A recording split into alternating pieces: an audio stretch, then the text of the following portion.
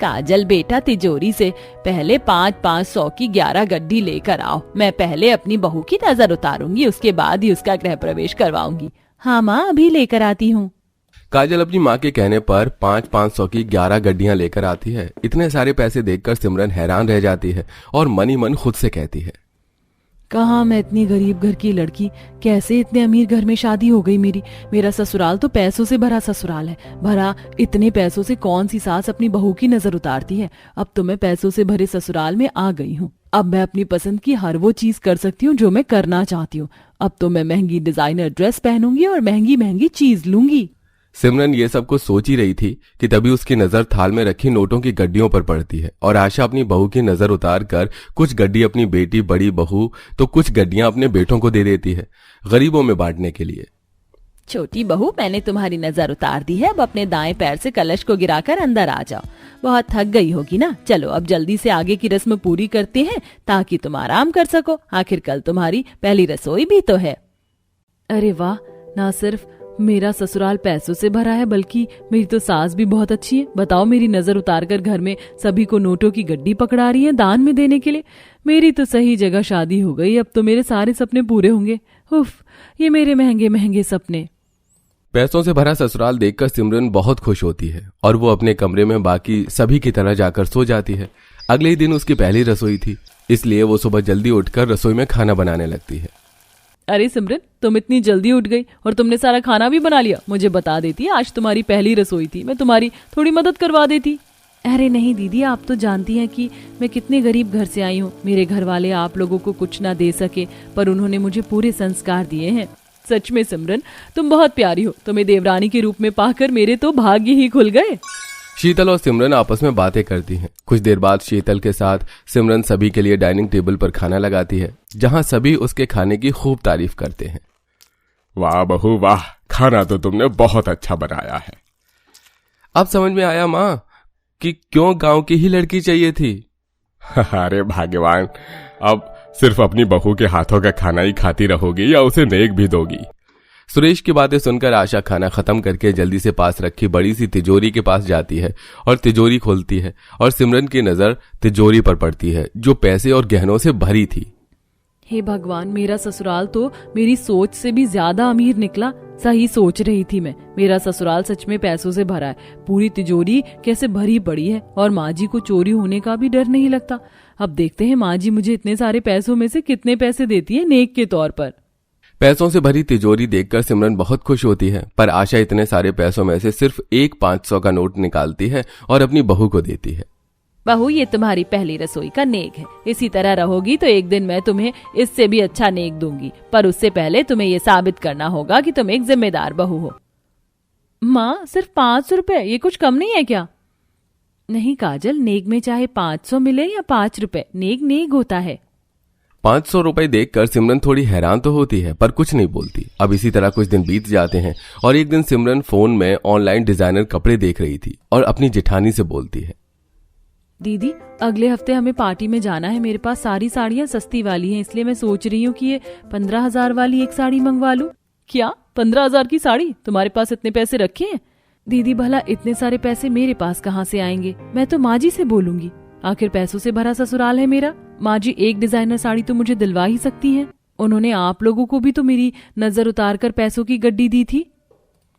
सिमरन, भले ही तुम्हारा ससुराल पैसों से भरा है, पर ये सिर्फ एक दिखावा है। माँ जी तुम्हें 15,000 तो क्या 15 रुपए की साड़ी ना दिलाए। और रही नोटों की गड्डियों की बात, जो गरीबों में बांटने के लिए दी थी, तो वो तुम्हारे कमरे में जाते ही माँ जी ने वो सब हमसे वापस ले ली थी। वो सब तो बस एक दिखावा था। इतना बोलकर शीतल वहां से चली जाती है, पर यह सुनकर सिमरन बड़ी परेशान हो जाती है। अब इसी तरह कुछ दिन बीत जाते हैं और एक दिन, माँ जी घर में चावल खत्म हो गए और पिछली बार जो चावल मंगवाए थे वो बहुत गंदे थे। इस बार थोड़े महंगे वाले चावल मंगवाना जो अच्छे बने। बहू, तुमने कभी मायके में महंगे चावल खाए हैं जो ससुराल में महंगे चावल खाने हैं? राशन पर से जो चावल आएगा घर में वही बनेगा, और चावल खत्म है तो होने दो खत्म। अब जब राशन से चावल आएंगे घर में, उसी दिन चावल बनेगा। आशा की ये कंजूसी देखकर सिमरन दंग रह जाती है और उसे अपनी जेठानी की बातों पर विश्वास हो जाता है। इसी तरह समय गुजरता है और एक दिन सिमरन देखती है कि काजल का सूट फट गया है। माँ देखो ना, ये सूट फट गया है, अब तो 1500 रुपए दे दो ताकि एक नया सूट ले सकूं। इतने से फटे कपड़े को तू फटा कपड़ा कह रही है? अरे ड्रॉर में सुई धागा है, दे, मैं अभी तेरा सूट सिल देती हूँ। माँ जी, हम इतने गरीब तो नहीं कि काजल के लिए एक सूट ना खरीद सके। सूट ज्यादा फट गया है, बेचारी काजल कॉलेज जाती है, कम से कम एक सूट तो दिलवा ही दीजिए। बहू तो इस घर की छोटी बहू है, छोटी बनकर ही रहे, मेरी सास मत बन, समझी? और काजल, तू ड्रॉर में से सुई धागा दे और अच्छे से देना, कहीं एक आधी नोट गिर ना जाए। काजल मुंह बनाकर ड्रॉर खोलती है और उसमें से पैसे भरे थे। इतना पैसा देखने के बाद सिमरन परेशान हो जाती है और अब वो अंदर ही अंदर अपने पैसे से भरे ससुराल में घुटने लगती है। समय यूं ही गुजरता है और एक दिन घर के सभी मर्द पैसे लेकर आते हैं और सारे पैसे एक एक करके हिसाब के साथ आशा के हाथ में थमा देते हैं। माँ, मैंने सिर्फ 1500 रुपए रखे हैं किराए के लिए। ये लो भाग्यवान, मेरे पैसे। इन पैसों में से 2000 का मैं चीनी, चाय पत्ती, आटा, दूध, ये जैसे सारे सामान लेकर आ गया हूं। और माँ, यह है मेरे इस महीने की तनख्वाह। मैंने बिजली का बिल, पानी का बिल भर दिया है और 3000 अपने पास रख लिए हैं। 2000 किराए के लिए और 1000 रुपए किसी काम के लिए। कई बार इमरजेंसी पड़ जाती है ना। क्यों बेटा, इमरजेंसी पड़ने पर क्या मैं पैसे नहीं देती? माना कि मैं कंजूस हूँ, पर बुरी तो नहीं। और ये सब मैं तुम सबके लिए ही तो करती हूँ। चुपचाप से जो तुमने 1000 रुपए अपने पास रखे वो भी दो, इमरजेंसी होगी तो मुझसे ले लेना।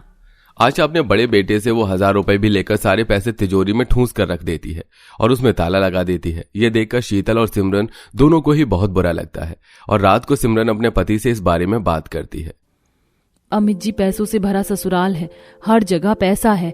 ना तो माँ जी इतने सारे पैसे अकाउंट में रखती हैं, ना ही किसी को खर्च करने के लिए देती हैं।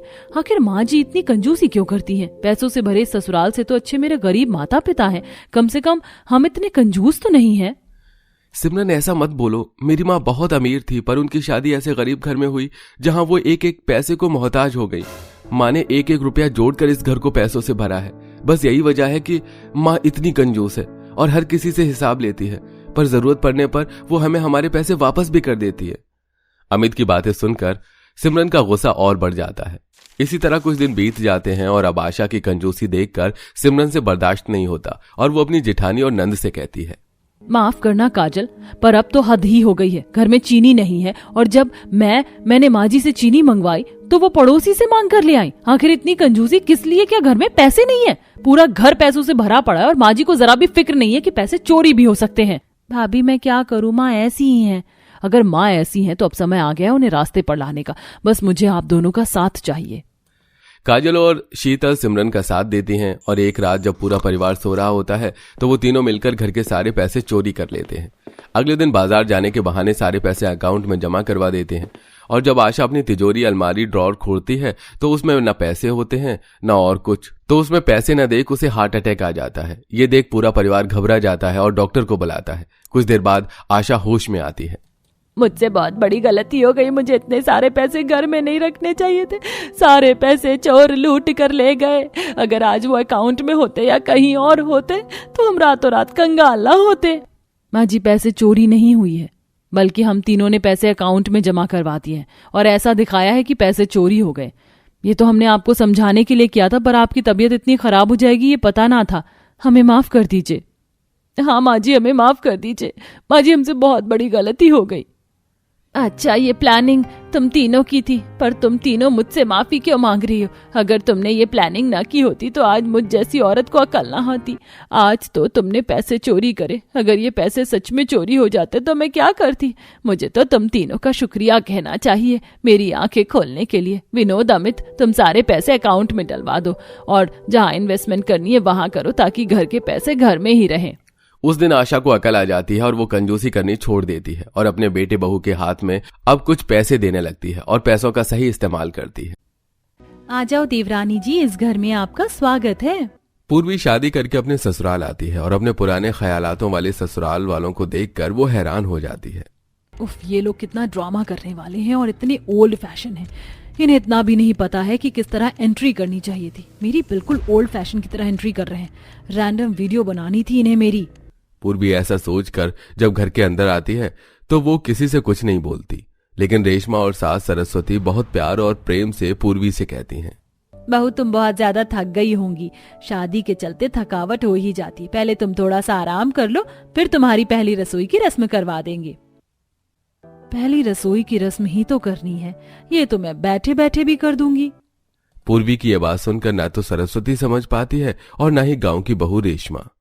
रेशमा एक काम करो, अपनी देवरानी को उसका कमरा दिखा दो, वो थोड़ी देर आराम कर लेगी। सरस्वती के ऐसा कहने के बाद रेशमा पूर्वी को उसके कमरे में लेकर जाती है, जहां पूर्वी थोड़ी देर आराम करने के बाद अपना मोबाइल फोन चलाने लगती है। अब ये खाना कौन बनाएगा, मेरे बस में तो है नहीं, और पहली रसोई की रस्म में खाना ही तो खिलाना। एक काम करती हूँ, ऑनलाइन ऑर्डर कर देती हूँ। ये शाही पनीर, कबाब, शाही कोरमा, मीठे में गाजर का हलवा और भी बहुत कुछ है, सब कुछ ऑर्डर कर देती हूँ। पूर्वी अपने फोन में बैठे बैठे ही खाना ऑनलाइन ऑर्डर कर देती है। इधर रेशमा रसोई में घर के काम कर रही होती है और सरस्वती सभी औरतों के साथ बैठी होती है। तभी घर पर डिलीवरी बॉय खाना लेकर आ जाता है। कोई घर पर है क्या? ये खाने का ऑर्डर आया है।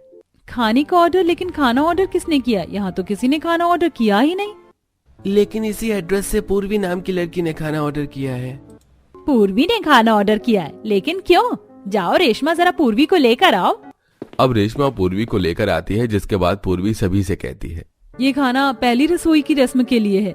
आप सभी को पहली रसोई की रस्म में कुछ अच्छा सा खाना था, इसलिए मैंने आप सभी के लिए शाही पनीर, कोरमा, कबाब और ये गाजर का हलवा ऑर्डर किया है। पूर्वी अपना ऑर्डर ले लेती है और पेमेंट कर देती है, जिसके बाद वो खाने को डाइनिंग टेबल पर लगा देती है। क्या हुआ माँ जी, आप इस तरह हैरान क्यों हैं? चलो पहली रसोई की रस्म है, खाना खाओ और खाना खाकर मुझे बताना कैसा है, ताकि मैं बाद में रिव्यू भी डाल सकूं। बहू, तुम्हें बाहर से खाना ऑर्डर करने की क्या जरूरत थी? तुम्हें अपने हाथों से बनाना चाहिए था। क्या माँ जी, आप कितना ओल्ड फैशनेबल बातें कर रही हो। आजकल कौन बनाता है अपने हाथों से खाना? शादी के पहले दिन पर लड़की इतनी थकी होती है कि उसके हाथ में नहीं होता कि वो खाना बना सके। पूर्वी की यह बात सुनने के बाद सरस्वती कुछ कह ही नहीं पाती है। सभी औरतें सरस्वती के ऊपर हंस रही होती हैं। ये होता है नतीजा मॉडर्न बहू लेकर आने का। देख लिया ना मॉडर्न बहू कैसी होती है। अब मॉडर्न बहू लेकर आए तो भुगतना तो पड़ेगा ही। सभी औरतें चुपचाप ऑर्डर किया खाना खाती हैं और चली जाती हैं। लेकिन इसमें सरस्वती की बहुत बेइज्जती होती है, लेकिन फिर भी वो अपनी मॉडर्न बहू से कुछ नहीं कह पाती। कुछ दिन बाद रेशमा पूर्वी से कहती है, चलो पूर्वी, बाजार से सब्जियां लेकर आते हैं। घर में पड़े रहने से तो अच्छा यही है कि मैं बाहर जाकर थोड़ा सा घूम लूं। चलो जेठानी जी, चलते हैं। पूर्वी जब बाहर आती है तो घर के बाहर आते ही कहती है, अरे जेठानी जी, ऑटो या कैब तो कर लो, अब हम पैदल थोड़ी ना जाने वाले हैं। यही पास में तो है, क्या जरूरत है ऑटो या कैब करके जाने की? पैदल ही चल लेंगे, 5 मिनट लगेंगे। चलो देवरानी जी, चलते हैं। नहीं नहीं नहीं नहीं, मैं पैदल नहीं चलती हूँ, मुझसे पैदल नहीं चला जाएगा। अरे शादी से पहले तो मैं पैदल बिल्कुल भी नहीं चली, तो अब शादी के बाद कैसे चलूंगी? आप ऑटो कर रही हो या मैं कैब कर लूं? अरे देवरानी जी, पास में ही तो है सब्जी मंडी, पैदल ही चल लेते हैं ना। लगता है आप नहीं समझोगे, मुझे ही कैब करनी पड़ेगी। पूर्वी ऐसा कहकर फौरन अपने मोबाइल से कैब बुक कर देती है। 2 मिनट में ही वहां पर कैब आ जाती है। इसके बाद पूर्वी रेशमा के साथ बैठकर कैब में जाती है। क्या जरूरत थी देवरानी जी इतना पैसा खर्च करने की, जबकि 2 कदम की दूरी पर ही सब्जी मंडी थी। बेकार में सस्ती सब्जी खरीदने जा रहे थे और इतना खर्चा हो गया। आप तो गंवार की गंवार हो, लेकिन मैं तो शहर की मॉडर्न हूँ, मुझे इस तरह पैदल चलने की आदत नहीं है। आप ही चल सकती हो, मैं नहीं। पूर्वी ऐसा जवाब देती है जिसके चलते रेशमा चुप हो जाती है। इसी के साथ जब एक दिन सरस्वती दोनों बहू को शॉपिंग करवाने के लिए बाहर लेकर जाती है, तब भी पूर्वी इसी तरह से ऑटो करने की जिद करके बैठ जाती है। नहीं माँ जी, मुझसे पैदल नहीं चला जाएगा। आप अपनी गंवार बहू को ही पैदल लेकर जा सकती हो, मुझे तो ऑटो में ही जाना है। ऑटो करो ना प्लीज। क्या ही आफत है, समझ नहीं आती। बहू लेकर आई हूँ या फिर ड्रामा। 2 कदम नहीं चल सकती, 2 कदम पर तो हमारा घर ही आ जाता है। 2 कदम की दूरी के लिए भी ऑटो करवा रही है। पता नहीं आजकल की मॉडर्न बहू को क्या ही हो गया है। अब सरस्वती ऑटो करती है, जिसके बाद वो 2 मिनट में ही घर पहुंच जाते हैं। इसी के चलते पूर्वी अपने पति से जिद करने लगती है कि उसे पैदल चलने की कोई आदत नहीं है। देखो, मैं कितने दिन से तुम्हें कह रही हूँ कि एक गाड़ी ले लो, एक गाड़ी ले लो, लेकिन तुम हो कि मेरी सुनते ही नहीं हो। अब मुझे कुछ नहीं पता, मुझे तो गाड़ी चाहिए। कहीं से भी लेकर आओ, मेरे लिए कार खरीदो। तुम्हारे लिए कहां से खरीदूं? मेरे पास इतने पैसे ही नहीं बचते। तुम समझ क्यों नहीं रही हो? मैं थोड़ी सी सेविंग्स कर लूं, उसके बाद कार खरीदेंगे। मुझे नहीं पता, मुझे कल कार चाहिए तो चाहिए, वरना मैं अपने मायके चली जाऊंगी और फिर तुम यहाँ अकेले रहना। मुझसे पैदल नहीं चला जाता, मुझे कई जगह जाना होता है, अपने दोस्तों के साथ घूमने, अपने मायके। मुझे इस तरह कैब से जाना अच्छा नहीं लगता। रोहन यहाँ दुविधा में पड़ जाता है। अब उसे न चाहते हुए भी कल ही 4 पहिए की गाड़ी निकलवानी पड़ती है, जिसे देखकर पूर्वी बहुत खुश होती है। और पूर्वी का हर जगह आना जाना गाड़ी से ही होता है। वो गाड़ी में बैठी है और कभी अपने मायके तो कभी अपने दोस्तों के साथ पार्टी करने चली जाती है। जब से गाड़ी आई है छोटी बहू तो घर में रुकने का नाम ही नहीं लेती है। कहीं भी जाना होता है तो तुरंत गाड़ी लेकर निकल कर चली जाती है। कोई बात नहीं माँ जी, देवरानी जी थोड़ी मॉडर्न है, अगर उन्हें गाड़ी से जाना अच्छा लगता है तो जाने दीजिए। मॉडर्न बहू से तो गांव की गंवार बहू ही ठीक है। कम से कम ऐसी उल्टी सीधी चीजों के पीछे मुझसे जिद तो नहीं करती। भगवान का बहुत बहुत शुक्रिया है जो मुझे तुम जैसी बहू मिली है। ये सुनकर रेशमा खुश तो होती है, लेकिन उसे पूर्वी के लिए भी कहीं न कहीं बुरा लग रहा होता है। उधर कुछ दिन बाद सरस्वती अपने बहू रेशमा के साथ कुछ दूरी पर रह रहे अपने भाई के घर जा रही होती है। दोनों सास बहू पैदल पैदल जा रही होती हैं। जैसे वो सड़क क्रॉस कर रहे होते हैं, अचानक से एक गाड़ी बहुत तेजी में आती है, जिसके चलते सरस्वती का एक्सीडेंट हो जाता है और सरस्वती वहीं खून में लथपथ हो जाती है। हे भगवान, ये सब क्या हो गया? कोई मदद करो, कोई एम्बुलेंस को बुलाओ। रेशमा अपने फोन से अपनी देवरानी को तुरंत फोन करती है ताकि वो गाड़ी लेकर तुरंत आ जाए, लेकिन पूर्वी उस समय अपने दोस्तों के साथ पार्टी में चिल कर रही होती है और वो अपने फोन पर ध्यान ही नहीं देती। बेचारी सरस्वती का बहुत खून निकल जाता है। किसी आदमी के द्वारा मदद मिलने पर एम्बुलेंस को कॉल किया जाता है। कुछ ही देर में एम्बुलेंस आती है और सरस्वती को अस्पताल में भर्ती कर दिया जाता है। जब ये बात पूर्वी को पता चलती है, वो गाड़ी से फौरन अस्पताल आती है। जेठानी जी, माँ जी को क्या हुआ? माँ जी ठीक तो है ना? रेशमा पूर्वी को कोई जवाब नहीं देती। कुछ देर में डॉक्टर आते हैं। अगर 1 मिनट भी आने में देर हो जाती तो आज पेशेंट की जान जा सकती थी। शुक्र है कि आप समय पर इन्हें अस्पताल ले आए। अब थोड़ी देर में पेशेंट को होश आ जाएगा तो आप सभी मिलने जा सकते हैं। कुछ देर बाद जब होश आता है तो सभी एक साथ मिलने सरस्वती के पास जाते हैं, जहां सरस्वती पूर्वी से कहती है, बहू क्या फायदा घर में गाड़ी होने का? तुम हमेशा गाड़ी को अपने साथ ले जाती हो। 2 मिनट की दूरी पर तुमसे पैदल नहीं चला जाता। वो तो भगवान की कृपा से मैं समय पर हॉस्पिटल पहुंच गई, नहीं तो आज मेरी जान भी जा सकती थी। ये सब सुनकर पूर्वी को अपनी गलती का एहसास होता है। सच कहूँ तो माँ जी, मुझे भी अपनी गलती का एहसास है। मैंने जो किया बहुत गलत किया। आज के बाद मैं ऐसा नहीं करूंगी। गाड़ी घर पर रहेगी ताकि इमरजेंसी में किसी के काम आ सके। उस दिन के बाद से पूर्वी पैदल चलना सीख जाती है और वो हर जगह गाड़ी ले जाना बंद कर देती है। उसका स्वभाव सबके साथ अच्छा होने लगता है, जिसके चलते सभी बहुत खुश हो जाते हैं। अब वो सभी एक साथ खुशी खुशी रहने लगते हैं।